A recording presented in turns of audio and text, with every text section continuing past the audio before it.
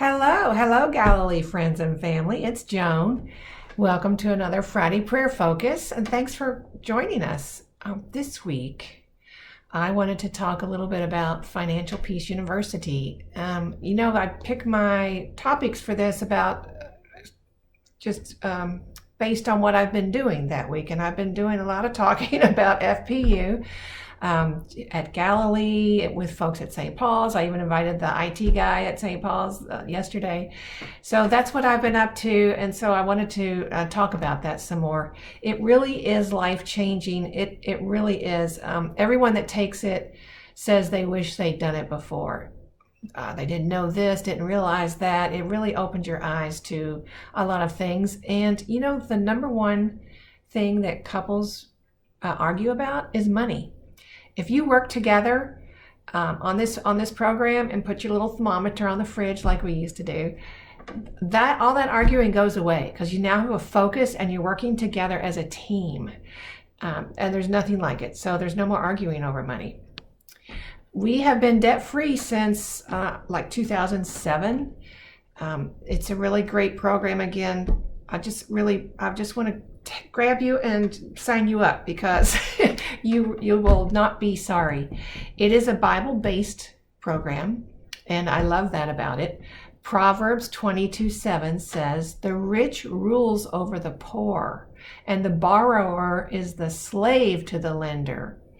Yikes. I mean, do you want to be free indeed? Get out of debt. Now, it's broken down into baby steps, and let me see, I got them written out here. So Dave Ramsey has made this about as simple as it can get.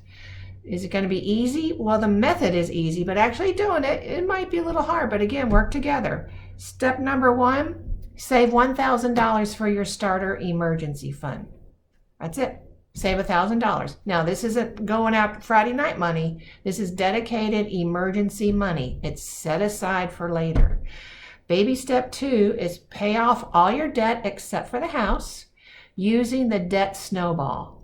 So you guys probably know what that means. You take your smallest payment, pay that one off first, and then put that money towards your next one and pay those off. And now you got a bigger snowball and put that over to the next one and keep going until... I don't know what happened there. My computer just hiccuped, so I had to pat him on the back a little bit and get him going again. So I was on baby step 2, and I was talking about the debt snowball. And I can already hear some of you saying, well, this card has a better interest rate, so I should keep that one in black.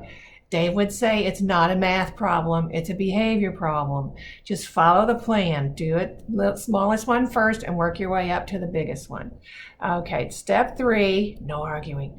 Step 3 is save 3 to 6 months of expenses in a fully funded emergency fund. So you started your emergency fund off with $1,000, you got out of debt, and now you have the money to fund it the rest of the way, 3 to 6 months.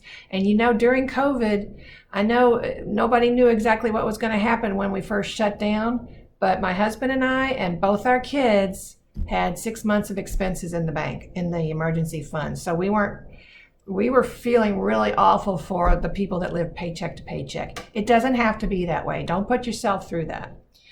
Baby step 4 is now that you've got your fully funded emergency fund, now you can put all this money that you have extra that you were used to be paying off on your debt. Now you can put 15% of your household income into retirement. Start saving for retirement. Baby step 5, if you or someone in your family needs a college fund, you can start funding the college fund. You can start saving for that. And then Dave, by the way, has some really interesting ideas to fund a college fund. So I hope you get in on it because they're awesome. Now, baby step 6 is to finally pay off your house. Let's get rid of that one last debt that you have. We paid our house off in about 11, maybe 12 years on a 20-year loan. It was a 30-year loan, but we paid it off early because we were out of debt, and our investments, our retirement was being funded regularly, and then with pretty much every nickel we had left over went to paying the house off, and we did it. Hoo-ah. And so we are on baby step 7. That's the last one, and that is continue to build wealth and give.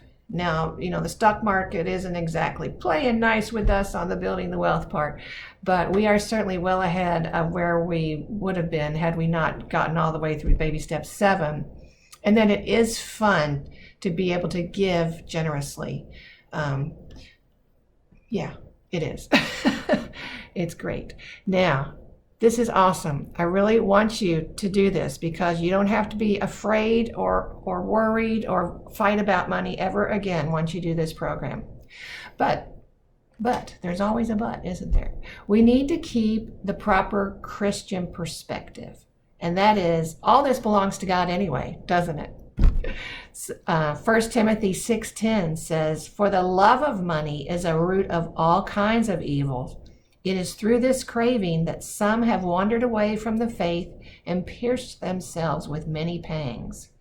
So we want you to be mindful of your money, but not in love with your money. And then 1 Timothy 6:17-19, "As for the rich in this present age, charge them not to be haughty, nor to set their hopes on the uncertainty of riches," i.e. the stock market, "but on God, who richly provides us with everything to enjoy.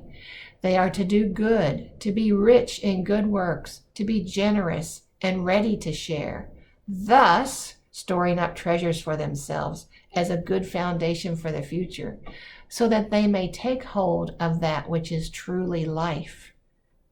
A truly debt-free life, but rich in the heavenly things. So please join me in praying about these things, that we keep the proper perspective. Like we just hate debt. We want you to hate debt too. So I just, again, I hope that you will sign up. It is well worth the investment of your time. If you got any questions, ask me or Teak. Gordon, I call him Teak. Call Gordon. All right. Take care, guys. Love ya.